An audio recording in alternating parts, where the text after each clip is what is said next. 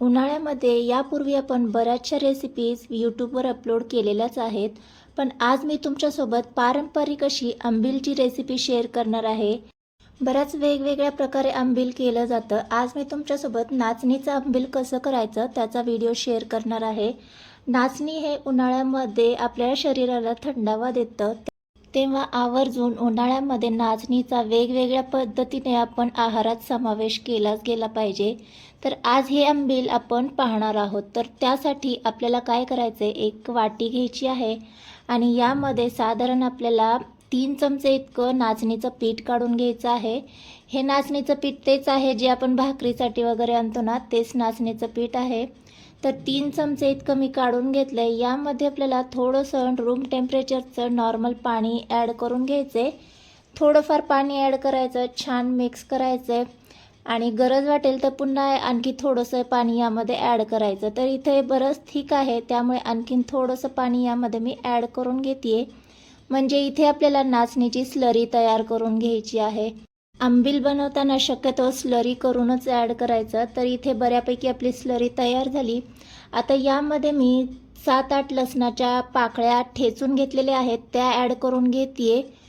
लसणामुळे या आंबीलला छान अशी टेस्ट येते, त्यामुळे आवर्जून लसणाचा या आंबीलमध्ये तुम्ही वापर करा. आता थोडा वेळ हे आपल्याला असं झाकून ठेवायचं आहे. इथे पाहू शकता, एक 10 मिनटं मी याला असं झाकून ठेवलं आहे. आता आपण आंबील करायला घेऊया. तर गॅसवर मी कढई गरम करायला ठेवली आणि त्यामध्ये साधारण 1.5 ते 2 ग्लास आपल्याला पाणी ॲड करून घ्यायचं आहे. पाणी इथे तुम्ही तुमच्या अंदाजाने किंवा आवडीनुसार ॲड करून घ्यायचे आणि पाणी गरम झालं की व्हिडिओ दाखवते त्या पद्धतीने आपल्याला हळूहळू स्लरी या पाण्यामध्ये ॲड करत जायचे.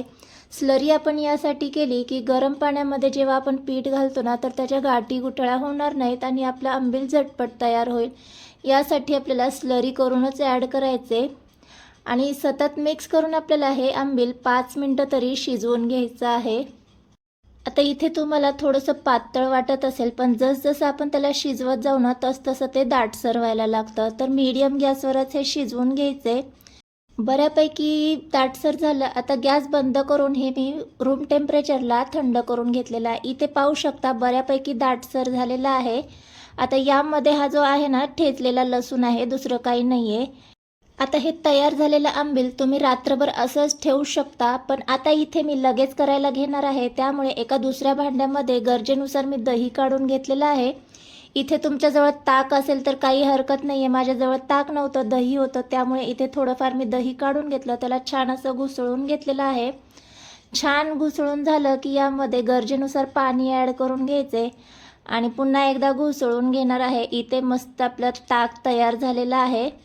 जेव्हा आपण आंबील करायला घेतो ना, तर जे ताक आहे ना, ते थोडंफार आंबट असायला पाहिजे, म्हणजे आंबीलची टेस्ट ना छान येते.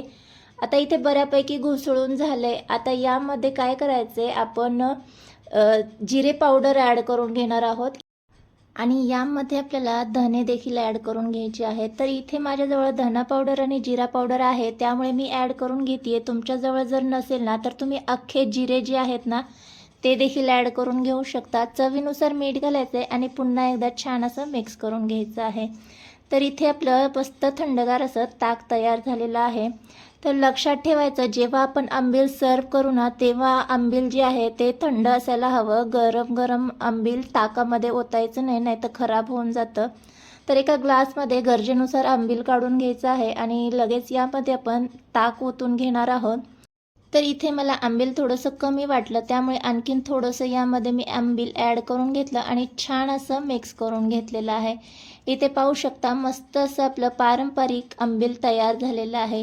यापूर्वी तुम्ही जर नाचणीचं आंबील ट्राय केलं नसेल ना, तर एकदा या पद्धतीने नक्की ट्राय करा. खूपच टेस्टी लागतं आणि शिवाय नाचणी असल्यामुळे हेल्दी देखील आहे. तर वरून थोडीशी कोथिंबीर आणि पुदिन्याची पानं जी आहेत ती मी बारीक अशी चिरून घेतली आणि थंडगार असं आपलं इथे नाचणीचं आंबील आपण सर्व करून घेतलेलं आहे. तुम्ही जर अजूनसुद्धा कोल्ड्रिंकवरच अडकला असाल ना, तर एकदा या पद्धतीने पारंपरिक आंबील नक्की ट्राय करून पहा. नक्की तुम्हाला सर्वांना आवडेल. रेसिपी आवडली असेल तर रेसिपीला लाईक करा. चॅनलवर नवीन आला असाल तर सबस्क्राईब केल्याशिवाय जाऊ नका. भेटूया नेक्स्ट व्हिडिओमध्ये. बाय.